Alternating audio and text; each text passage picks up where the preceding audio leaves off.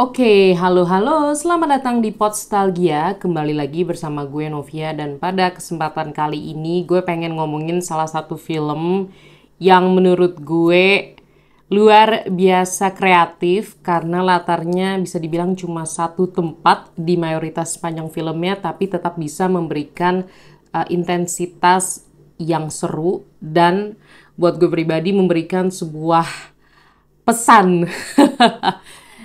Film tuh nggak semuanya ada pesan moral cuy, tapi di film ini gue pribadi mengambil pesannya banget. Jadi filmnya adalah 127 hours atau 127 hours atau bahasa Indonesianya 127 jam yang disutradarai oleh Danny Boyle dan diperankan oleh James Franco.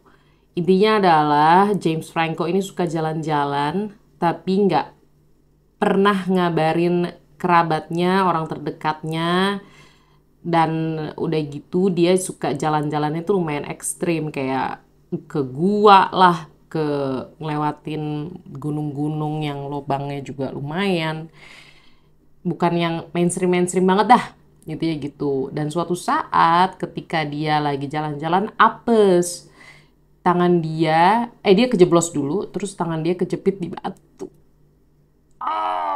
My God, ya Allah.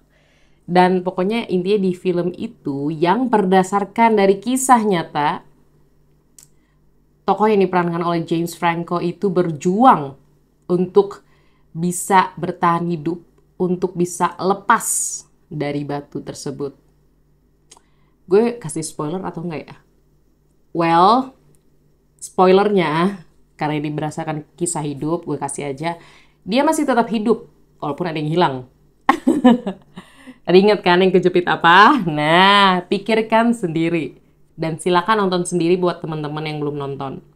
Kenapa film ini berkesan banget buat gue? Karena di sini menurut gue benar-benar diperlihatkan bagaimana tokoh yang diperankan oleh James Franco ini, ya udah gue bilang aja James Franco ini, berjuang untuk benar-benar bisa hidup. Entah dari ngelepasin batunya dari tangan, terus sampai, aduh maaf banget ini kalau disturbing, sampai dia pipis di botol dan minum urinenya sendiri. Pokoknya dia berjuang mati-matian dan entah kenapa gue nggak merasa bosen sama sekali walaupun filmnya di situ doang.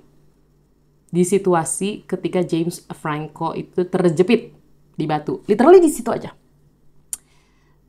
Dan di sini tentunya karena latarnya satu, gue mau apresiasi banget sama sutradaranya dan juga juru kamera dan semua timnya. Dan tentunya acting dari James Franco yang benar-benar bisa membawa intensitas tinggi pada set yang minimal. Sebenarnya nggak minimal-minimal banget. Karena itu susah weh. Prop batu gitu gimana caranya? Gila, gue kayak gak kebayang gitu gimana cara bikinnya. Gue belum nonton behind the scene. Kayaknya habis ini gue akan nonton behind the scene-nya. Terus udah gitu, um, film ini juga berkesan karena gue suka jalan-jalan ya, Bo. Seneng banget. Dulu tuh gue hampir males izin, kayak aduh males banget gue bilang, ntar malah dimarahin lah kalau misalkan gue jalan-jalan ke tempat A, B, C, D. Apalagi gue ketika nonton film 127 Hours ini masih lumayan bocah. Tapi setelah gue nonton, gue langsung berubah 180 derajat. Semenjak film itu, sampai sekarang, gue selalu bilang ke orang rumah setidaknya, kalau gue lagi jalan-jalan.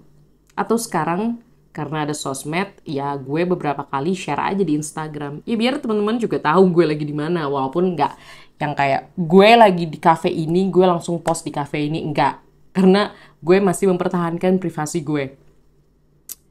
Gila itu, satu film itu bisa mengubah pandangan serta pemikiran gue.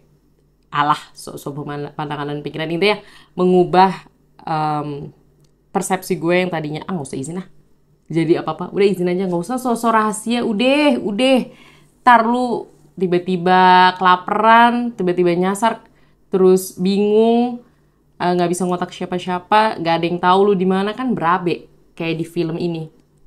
Udah mendingan kita kasih tahu aja sama orang terdekat, atau kenalan kita kalau kita lagi di negara ABCD atau di kota ABCD atau di daerah ABCD. Serem banget cuy. Jadi buat temen-temen yang belum nonton film 127 Hours atau 127 Hours ini, silakan nonton, rasakan intensitasnya. Dan kalau udah nonton, boleh banget share pendapatnya di komen ini. Apa mungkin punya dampak yang serupa kayak gue? Atau mungkin malah jadi pengen jalan-jalan kayak tokoh James Franco-nya. Silakan banget share di sini. Tapi kalau gue pribadi sih agak takut ya untuk jalan-jalan ekstrim kayak gitu. Gue jalan-jalannya yang di kota, pedesaan, di pantai yang nggak terlalu ekstrim lah. Ya jalan-jalan males. Oke, singkat aja videonya 5 menit sampai 6 menit. Thank you buat teman-teman yang udah nonton dan sampai jumpa di video lainnya. Dadah.